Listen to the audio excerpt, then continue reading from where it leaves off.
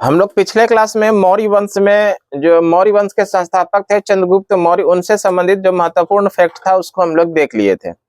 आज के क्लास में हम लोग बिंदुसार से संबंधित मौर्य वंश का जो दूसरा शासक हुआ और चंद्रगुप्त मौर्य का ये उत्तराधिकारी हुआ, उसी का पुत्र हुआ बिंदुसार, उसी के बारे में पूरा डिटेल से हम लोग समझते हैं। बिंदुसार के बारे में सबसे पहले तो बात करें, ये मौर्य वंश का दूसरा शासक था, है ना। मौर्य वंश का संस्थापक थे चंद्रगुप्त मौर्य।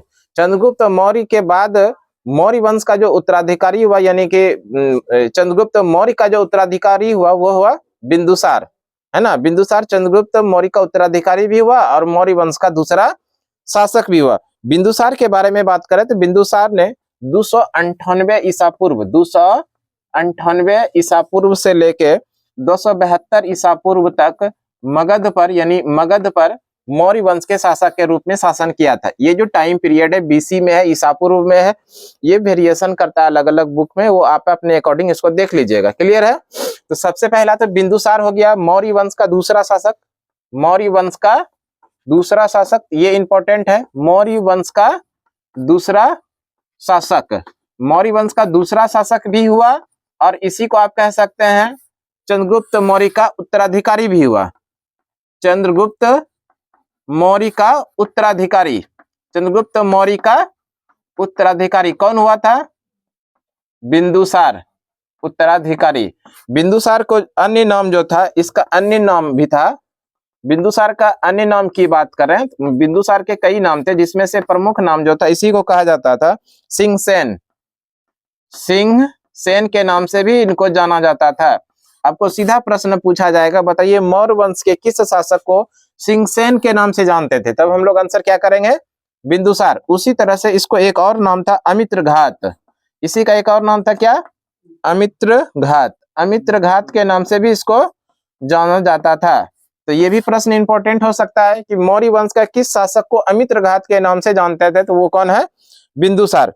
और इस बिंदुसार का एक और नाम था, इसको भी थोड़ा ध्यान रख लीजिए। अगर इसकी बात करें यूनानी नाम, इसी का यूनानी जो नाम था, यूनानी नाम इसका, बिंदुसार का यूनानी नाम जो था वो था अमित्रोचेदये। इसको भी ध्यान रख लीजिएगा,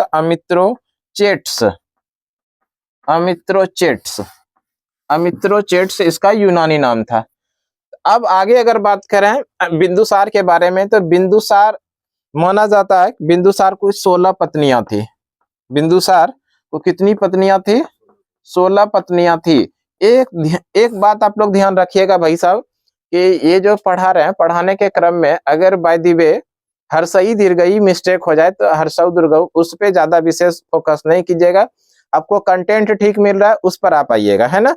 बिंदुसार ने कुल मिला के उनको कितनी पत्नियां थी? 16 पत्नियां थी। और इस 16 पत्नियां से उनको 101 पुत्र की प्राप्ति हुई थी। 101 पुत्र, ये भी ध्यान रखिएगा, 101 पुत्र। बिंदुसार की कितनी पत्नियां थी? 116 पत्नियां थी और इस 16 पत्नियां से उनको 101 पुत्र की प्राप्ति हुई थी। इसकी सबसे प्रसिद्ध पत्नी जो थी, जिसको सबसे ज्यादा ये मानते थे, सबसे प्रसिद्ध पत्नी का नाम था सुभ्रदांगी। सबसे प्रसिद्ध पत्नी, इसका क्या नाम था? सुभ्रदांगी। शुभद्रांगी, ऐसा ही कुछ है, शुभद्रांगी। और इसी से, शुभद्रांगी से ही सम्राट अशोक जैसे महान सम्राट का जन्म हुआ था। अशोक, इसी से जन्म हुआ था अशोक। इसी का पुत्र था अशोक, सम्राट अशोक, जो बाद में जाकर के बना। लेकिन बिंदुसार का सबसे बड़ा बेटा जो था, सबसे बड़ा पुत्र का नाम था सुसीम। क्या नाम था? सुसीम। तो दो चीज हम लोगों को ध्यान रखना है, सबसे बड़ा पुत्र जो था सुसीम, इसके अलावे एक और जो बेटा का नाम याद रखना है वो तीस। क्या नाम था? तीस। इसको जरूर याद रखिएगा। तो इस तरह से बिंदुसार ने कुल मिला के 16 शादियां की थी, 16 पत्नियां थी इनको, जिससे कि इनको 101 पुत्र था। और इसमें से 16 पत्नियों में से सबसे प्रसिद्ध पत्नी जो थी, जिसका नाम था शुभ्रदांगी, इसी से अशोक का जन्म हुआ था। क्लियर है। और इसके अलावे बिंदुसार का जो सबसे बड़ा पुत्र था, जिसका नाम था सुसीम, और इसका जो एक और अन्य बेटा था 30, इसके बारे में भी जरूर ध्यान रखेंगे, इसलिए कि अभी जो आगे हम लोग देखेंगे 30 से संबंधित प्रश्न बनेगा। आगे बात करें, सम्राट अशोक अपने सभी भाई की हत्या करके गद्दी पर बैठना चाह रहे थे, है ना। सभी भाइयों की यानी 101 जो भाई, सॉरी 100 जो भाई था, इस 100 भाई में से, और सम्राट अशोक एक हो गया तो 101 भाई हो गया, कुल मिला के 100 भाई की ये हत्या करके गद्दी पर वो बैठना चाह रहे थे। 99 भाई की हत्या कर दिया था, एक भाई जो 30 था, इनको वो छोड़े थे। इनको इसलिए वो छोड़े थे, इसको इसलिए छोड़े थे कि ये जो 30 है, सम्राट अशोक को मानते थे कहने का मतलब, वो जो कहते थे वही सही बात कह रहे थे, यानी कि इन्हीं सम्राट अशोक के ही बातों पर वो चलते थे, इसलिए 30 को उन्होंने छोड़ा था। लेकिन जो है बिंदुसार चाहता था कि मेरा जो उत्तराधिकारी हो मेरा उत्तराधिकारी हो ये सुसीम, यानी सबसे बड़ा पुत्र जो है सुसीम, वही उत्तराधिकारी हो। लेकिन ऐसा हो नहीं पाया। अशोक ने अपने 99 भाइयों की हत्या कर दिया, केवल एक को छोड़ा था जिसका नाम था 30। और उसके बाद इस संघर्ष के दरमियान 3 वर्षों तक, लगभग कई 3 वर्षों तक, हाँ कई, बिंदुसार यही चाह भी रहा था, इसलिए 3 वर्षों तक मगध का जो गद्दी था वो खाली भी रहा था। इसलिए खाली रहा था तो वही मगध का जो अगला जो सम्राट बनेगा, यानी अगला जो शासक बनेगा मगध का, वही संघर्ष चल रहा था, जिसके कारण कि बिंदुसार का जो 101 पुत्र था, जिसमें से अशोक ने अपने 99 भाइयों की हत्या किया था, केवल एक को छोड़कर। किसको? 30। क्यों? वही मगध की धरती पर शासन करने से, यह कह सकते हैं मौर्य वंश का अगला शासक के रूप में शासन के लिए। किस सबसे बड़ा पुत्र कौन था? सुसीम। और बिंदुसार क्या चाह रहे थे? बिंदुसार चाह रहे थे कि मगध का यानी मौर्य वंश का अगला शासक जो बने वो कौन बने? सुसीम। लेकिन ऐसा नहीं हो पाया। मौर्य वंश का जो अगला शासक बनता है वो कौन बनता है? अशोक। क्लियर है? तो थोड़ा इसमें और भी है संबंधित फैक्ट, उसको देखते हैं, फिर हम लोग अशोक को देखेंगे। देखिए आगे बात करें हम लोग, तो प्राचीन काल में जिस समय बिंदुसार मगध का शासक था, यानी मौर्य वंश का शासक था, उस समय ये जो प्राचीन काल का अभी का श्रीलंका है, प्राचीन काल में श्रीलंका को, किनको? श्रीलंका को सिंघल के नाम से जाना जाता था। किस नाम से? सिंघल कहा जाता था। ये ध्यान रखिएगा। तो ये भी कुछ इंपॉर्टेंट हो गया कि प्राचीन काल में श्रीलंका को किस नाम से जाना जाता था? सिंघल को।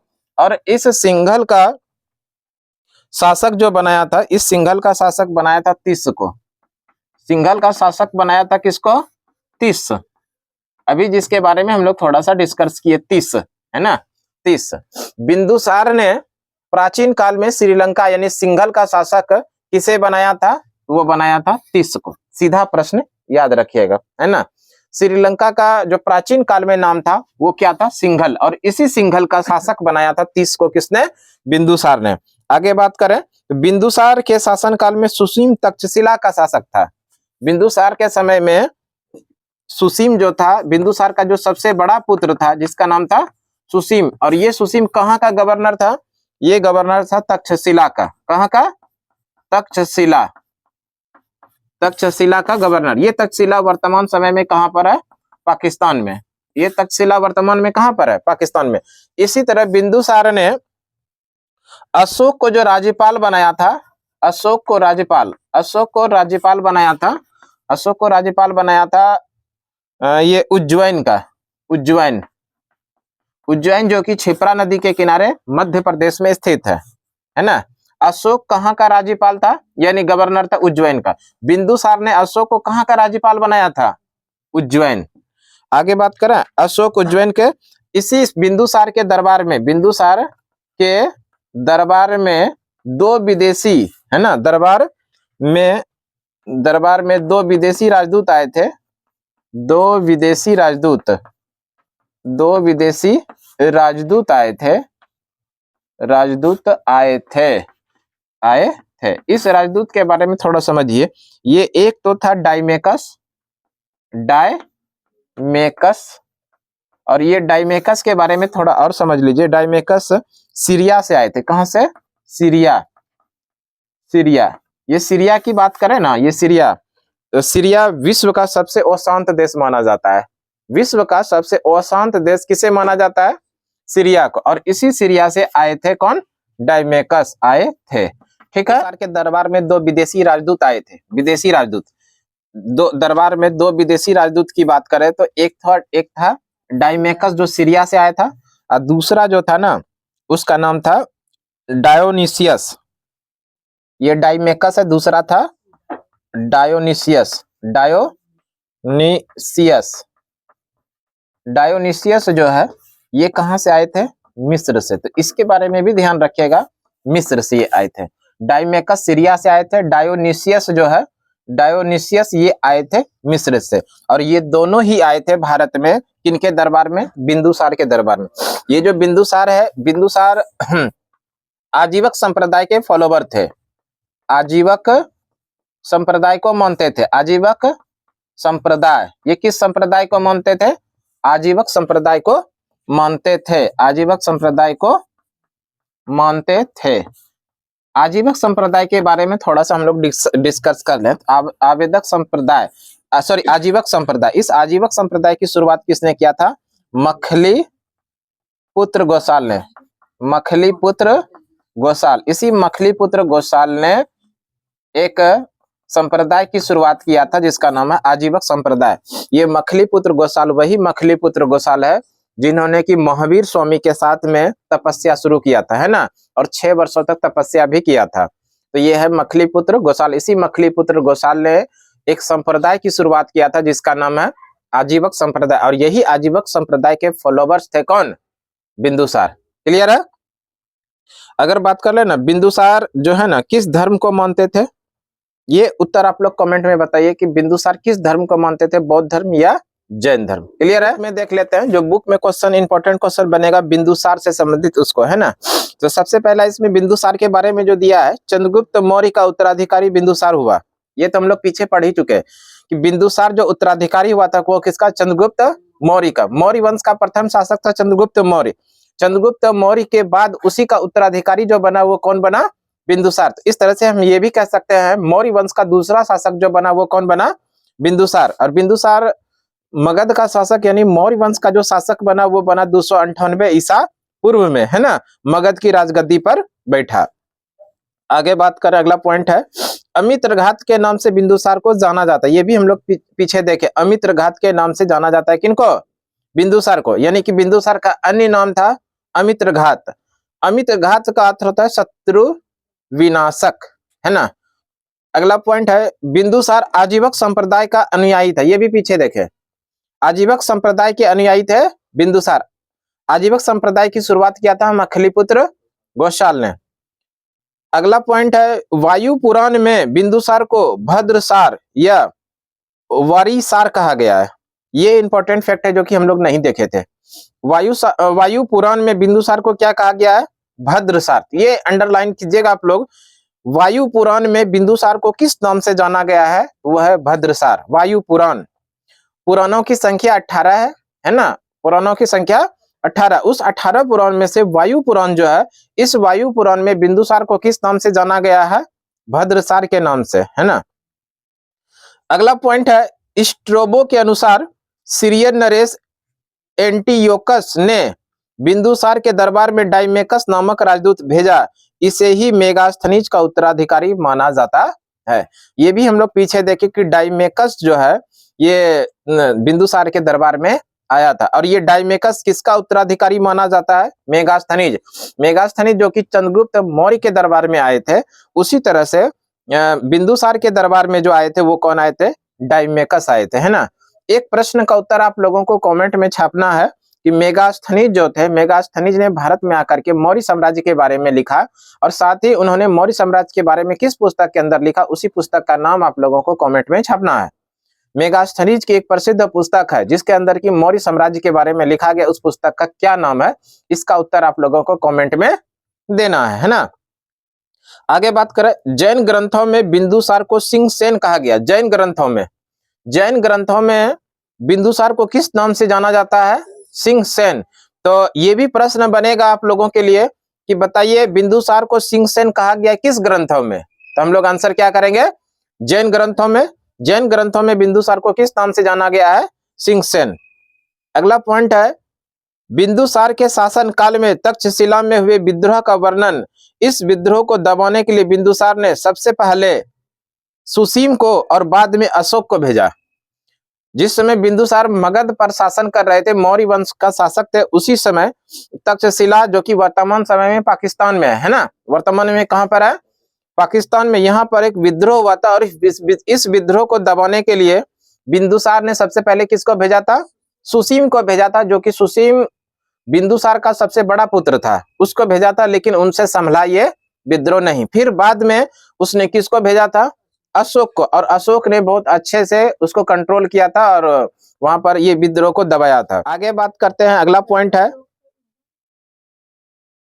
उज्जैन का था, लेकिन ये तक्षशिला में जो गए हुआ था ना ये विद्रोह, वहां पर भी इन्होंने जाकर बहुत अच्छे से कंट्रोल किया था। वैसे वो प्रॉपर रूप से उज्जैन का ही गवर्नर था। अगला पॉइंट है, एथेनियस के अनुसार बिंदुसार ने सीरिया के शासक एंटियोकस प्रथम मदिरा, सूखे अंजीर और वो दार्शनिक भेजने की प्रार्थना की थी। एंटियोकस, इसके बारे में हम लोग पीछे देखे। एंटियोकस के अनुसार बिंदुसार ने सीरिया का शासक था जिसका नाम है एंटियोकस, है ना, प्रथम से, एंटियोकस प्रथम से मदिरा, सूखा अंजीर और एक दार्शनिक भेजने की प्रार्थना की थी। अगला पॉइंट है, बौद्ध विद्वान तारानाथ के अनुसार बिंदुसार को 16 राज्यों का विजेता बताया गया है। इंपॉर्टेंट है, इसको अंडरलाइन कीजिए।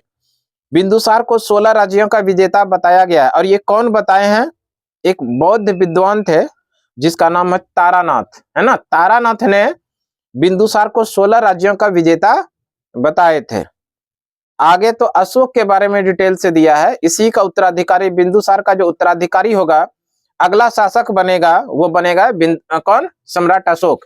सम्राट अशोक ने अपने 99 भाई की हत्या करके एक को छोड़ा था जिसका नाम था तीस को छोड़कर 99 भाई की हत्या करके राजगद्दी को प्राप्त किया था, और इस तरह से अशोक जो है मौर्य वंश का तीसरा शासक बना, साथ में बिंदुसार का उत्तराधिकारी बना। तो हम लोग अगले क्लास में जो है अशोक के बारे में इसी तरह से पूरे डिटेल पढ़ेंगे, है ना।